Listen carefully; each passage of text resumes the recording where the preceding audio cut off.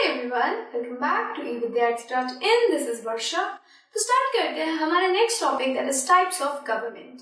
कि गवर्नमेंट के कितने टाइप होते हैं. इसमें सबसे पहले आप पढ़ने वाले हो democracy and then will see monarchy. But उससे पहले एक क्वेश्चन है, और क्वेश्चन क्या है? Who gives the government this power to make decision and enforce laws?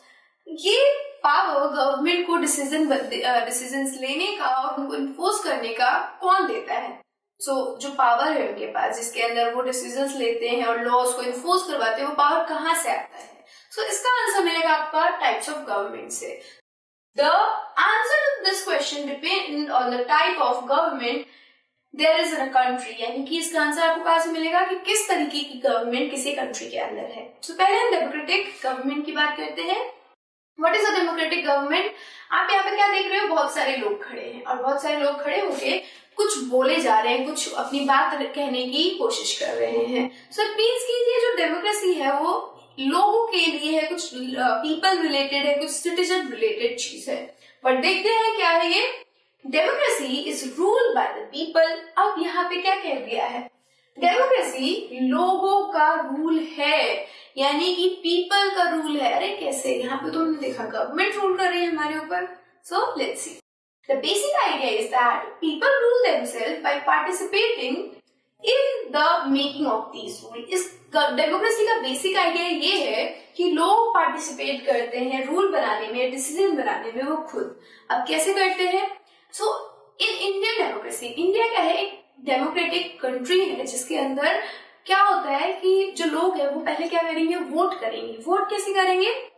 बहुत सारे डिफरेंट प्रतिनिधि खड़े होते हैं, डिफरेंट पार्टीज के होते हैं, और उनके अपने अपने एजेंडेज होते हैं कि हम इन चीजों पे काम करेंगे. ठीक है. और उनको देख के जो सिटीजन्स होंगे, जो पीपल होंगे हमारी कंट्री के, वो उन्हें वोट देंगे. क्यों? क्योंकि उन्होंने देखा है कि ये वाली पार्टी इन मुद्दों पे काम करेगी. ठीक है. तो उन्होंने क्या देखा कि ये मुद्दों पे काम होगा तो मैं इसको वोट दूंगी, क्योंकि ये इन मुद्दों पे काम करेगा और मैं इस मुद्दे से सहमत हूँ. तो यहाँ पे हर इंसान क्या कर रहा है? पार्टिसिपेट कर रहा है, क्योंकि उसे पता है कि ये डिसीजंस लिए जाएंगे. तो इस तरीके से हमारी इंडियन डेमोक्रेसी में हम लोग पार्टिसिपेट करते हैं, हम लोग भाग लेते हैं. डेमोक्रेसी का मतलब ये होता है जब लोग खुद पार्टिसिपेट करें डिसीजन मेकिंग में, डिसीजंस को बनाने में. नेक्स्ट देखते हैं. In a democracy, it is the people who give the government power to rule and administer. तो अभी हमने अपने इंडिया के एग्जाम्पल में देखा कि हमने उस कंटेस्टेंट को, उस पार्टी को क्या दिया है? पावर दिया है कि वो हम पे रूल करे और हमें एडमिनिस्टर करे, हमारा प्रशासन संभाले.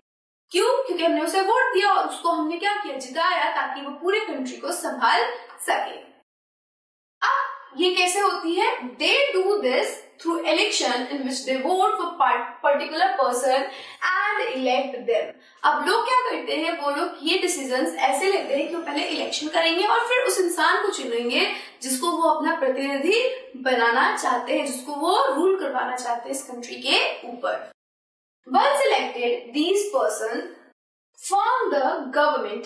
जब वो लोग इलेक्ट हो जाते हैं, जब उनका इलेक्शन हो जाता है, जब उस इलेक्शन में जीत जाते हैं, तो वो लोग गवर्नमेंट का निर्माण करते हैं, सरकार का निर्माण करते हैं. और ये सरकार क्या करेगी? डिसीजंस लेगी, उनको इम्प्लीमेंट करवाएगी. Okay.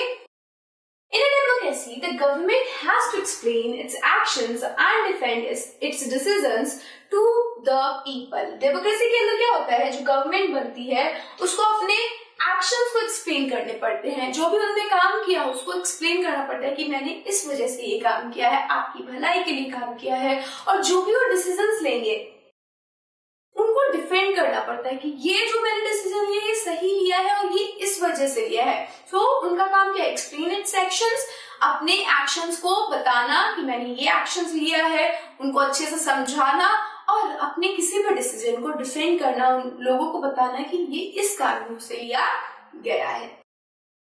Next we have monarchy, जिसके अंदर हम देखेंगे कि जो मोनार्की की गवर्नमेंट होगी उनका पावर उनके क्राउन से आएगा, उनका पावर उनके इस क्राउन से आएगा. कैसे आएगा? देखिए, this is the form of government in which king और queen has power to make decision and run the government. अब इसके अंदर जो किंग होंगे और क्वीन होंगे उनको पावर मिलती है, वो उनके पास खुद की पावर होती है कि वो खुद गवर्नमेंट बना सके, चला सके और डिसीजंस ले सके. The monarch have a small group of people to discuss matter with, but the final decision making power remain with the monarch. अब क्या होता है कि इस मोनार्की के अंदर जो हमारे मोनार्क्स है, जो हमारे किंग है या क्वीन है, उनके पास कुछ ग्रुप ऑफ पीपल होते हैं जो कि एडवाइजर्स कहलाते हैं. वो एडवाइजर्स सलाह देते हैं, पर वो सलाह मानना ना मानना इंटायरली किंग या फिर क्वीन के ऊपर निर्भर करता है. वो चाहे तो मानेंगे, नहीं चाहेंगे तो उनकी जो मर्जी आएगी वो डिसीजन देंगे. Kings and queens do not have to explain their actions or defend the decision they take. तो ये जो हमारे किंग एंड क्वीन है मोनार्की के अंदर, उनको क्या है, वो अपने डिसीजन को ना तो डिफेंड करते हैं ना ही अपने एक्शंस को एक्सप्लेन करते हैं. सो यहाँ पे आप देखोगे कि ये वाली टाइप की जो गवर्नमेंट है उसके अंदर जो पीपल रूल है वो बिल्कुल खत्म हो जाता है, जो पीपल पार्टिसिपेशन है वो खत्म हो जाता है, और यहाँ पे इंटायरली जो पावर है वो किंग या क्वीन के ऊपर होती है. इस टाइप की गवर्नमेंट आप राजवाड़ों में देखने को मिलेगी. जो राजा होते थे, महाराजा होते थे, ये वो वाला रूल है. ठीक है, तो राजा महाराजा क्या करते थे, वो अपने निर्णय लिया करते थे बिना सिटीजन्स को, हम जैसे लोगों को सोचे बगैर. जो उनका मन में आता था, जो उनको लगता था कि लोगों के लिए सही होगा, वो डिसीजंस लिया जाता था. इसके अंदर क्या होगा, एक एडवाइजर होगा जो कि किंग को एडवाइस करेगा, बट उस एडवाइस को मानना ना मानना उस किंग की अपनी मर्जी है.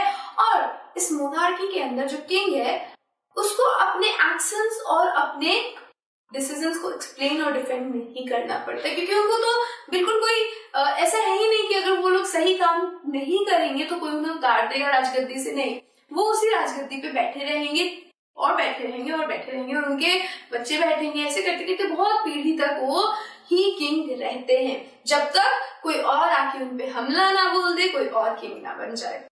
So this is how monarchy works. इसके अंदर जो पावर है वो इंटायरली लोगों पे नहीं बल्कि राजा पे रहता है. तो मोनार्की का मतलब ही है कि राजा का रूल, यानी कि मोनार्क का रूल. और डेमोक्रेसी क्या है, लोगों का rule. So this is all about types of government के टाइप हमने पढ़े. अब नेक्स्ट वीडियो में will be talking about democratic government की. उसके अंदर हम देखेंगे कैसे डेमोक्रेटिक गवर्नमेंट काम करती है. So I will see you in the next video with the next topic. Till then, stay safe and keep learning with us. Bye-bye.